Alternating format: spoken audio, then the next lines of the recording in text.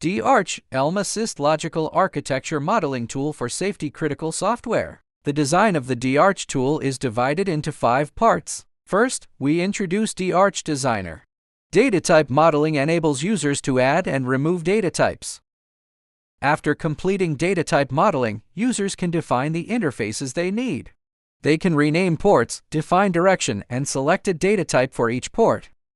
The tool also supports creating composite interfaces.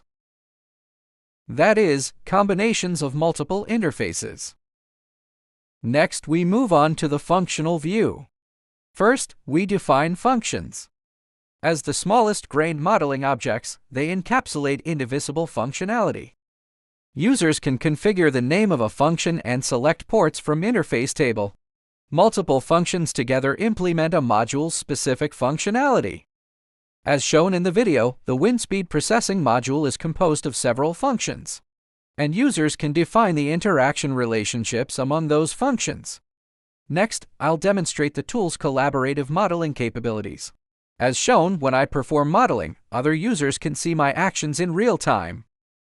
We have added the capability to intelligently generate architectural models in the tool. After the user describes their requirements, they select an Elm and click a button, and the tool automatically generates an architectural model. Once the model has been generated, the user will be able to preview and modify it. DArch supports managing and reusing existing models. For example, using the function table. The tool stores the functions that users have modeled so they can be reused when constructing modules, thereby improving modeling efficiency. In addition, users are able to configure the ports of functions, with DArch retaining the highest level of flexibility. DArch supports exporting models in a standard JSON format for data exchange, and enables users to import models that comply with the predefined format. Model checking is an important means of ensuring model quality, and DArch offers a variety of checking capabilities. Completeness checking ensures that model properties and requirements trustable information are complete, providing static verification capabilities.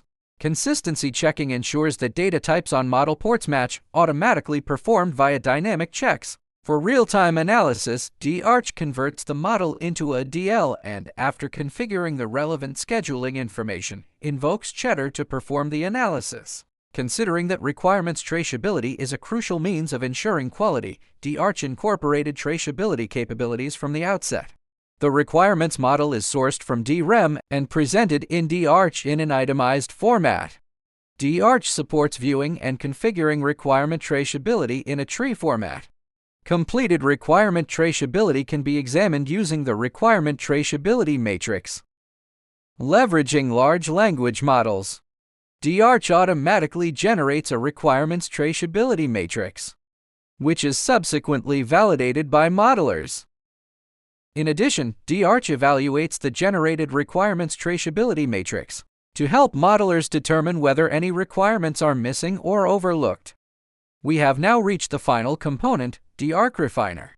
As the refiner from logical architecture models to detailed design models, it provides capabilities for maintaining downward traceability from the architecture model, intelligently generating Lustre code, and performing verification and simulation. In the Refine view, users can provide requirements described in natural language. DArch sends the requirements traceability information and interface details to a large model, which then generates the Lustre code. Next, we can invoke the Lustre toolbox for verification and simulation. Once the revised Lustre code is complete, users can configure the simulation parameters to obtain the final results. Click Run, and DArch will begin the automatic simulation and present the results to the user in a visual format. Users can also add assert statements in Lustre and use Kind2 for verification, with the verification results presented as a report.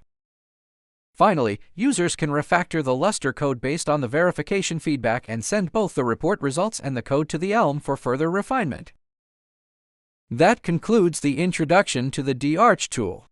Thank you for watching. Bye.